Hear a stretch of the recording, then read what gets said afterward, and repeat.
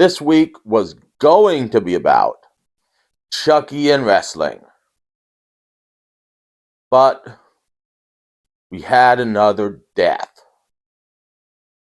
And I swear I didn't do this one. Mo from Men on a Mission died. And since we already lost Mabel back in 2018, I felt it best we talk about Men on a Mission. Especially since no one knows what happened to Oscar.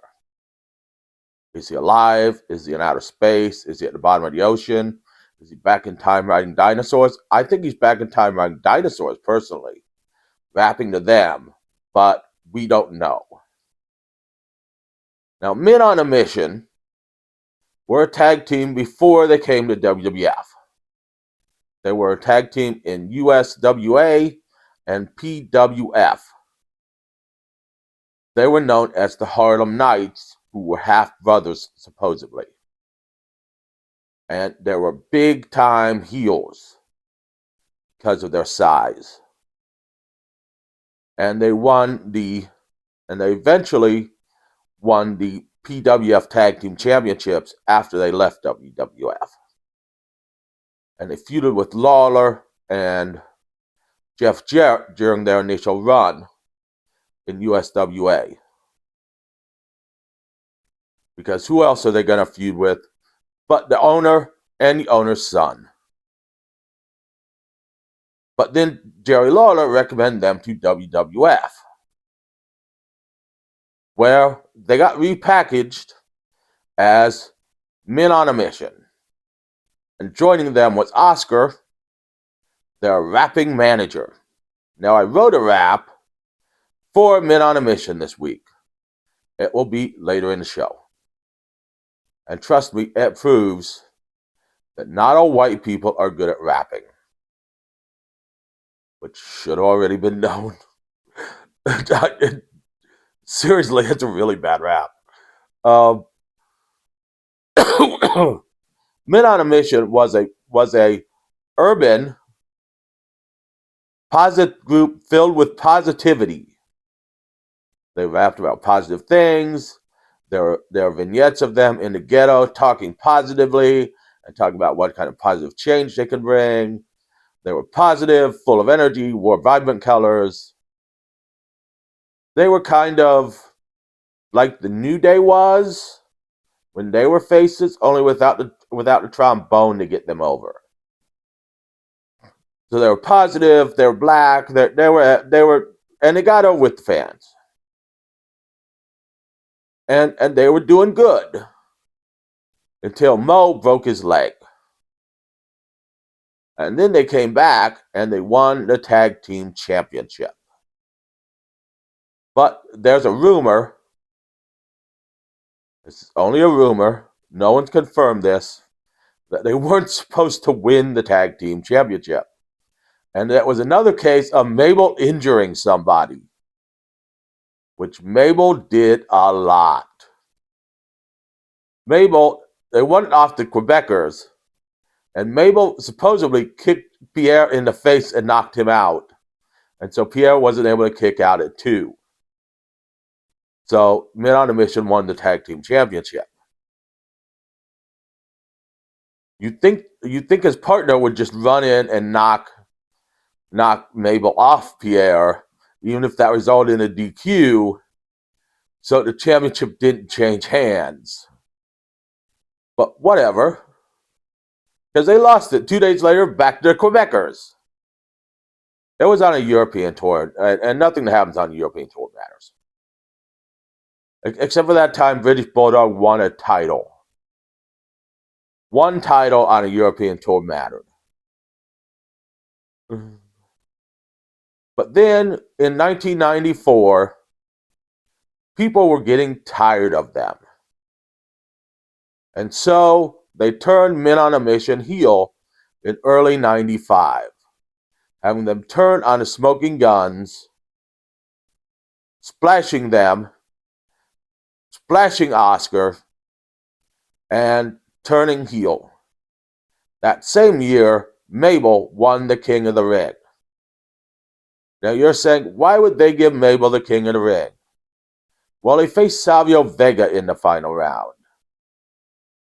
So it was either Mabel or Savio Vega. And given the option, I would have put it on, I would have gave their King of the Ring to the referee.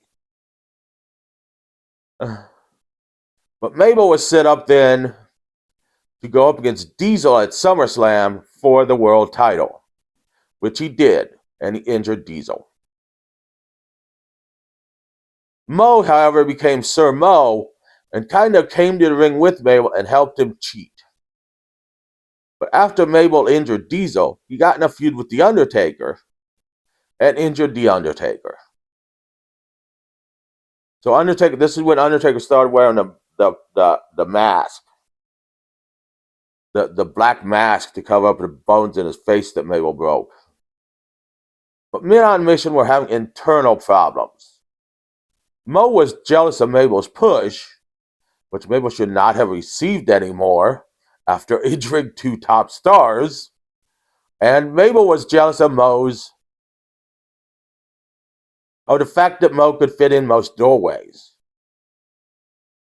And so their last match came in Royal Rumble 1996 as Men on a Mission.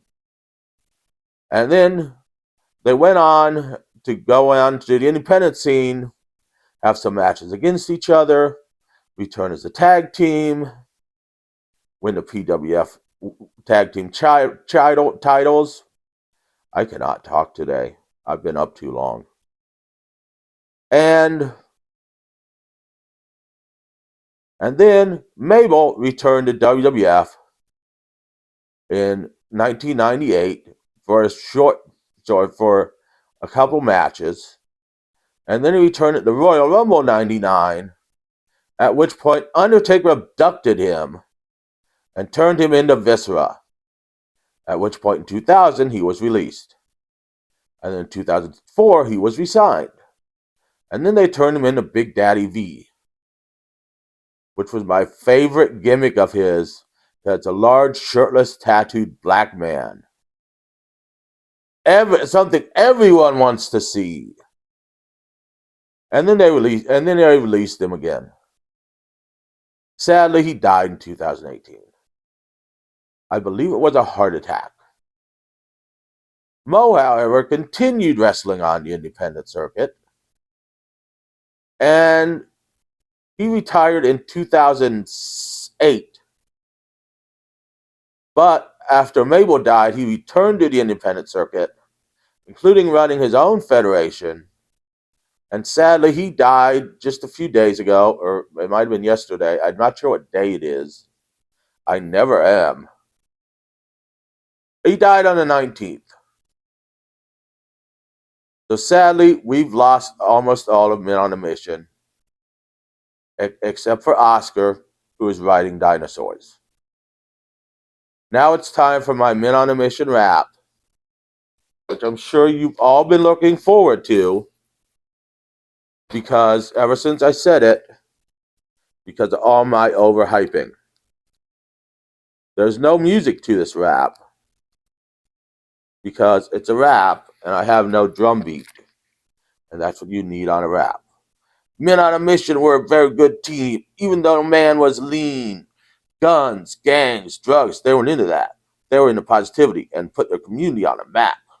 There was Mabel the Giant and Mo of great strength. They beat all in very short length. They won titles, were crowned king, and main event shows. Not to mention they they got all the hoes. Now they're gone and we're sad, but there'll never be a team quite as rad. That was my Men on a Mission rap. It's short, sweet, and proves that white people can't rap.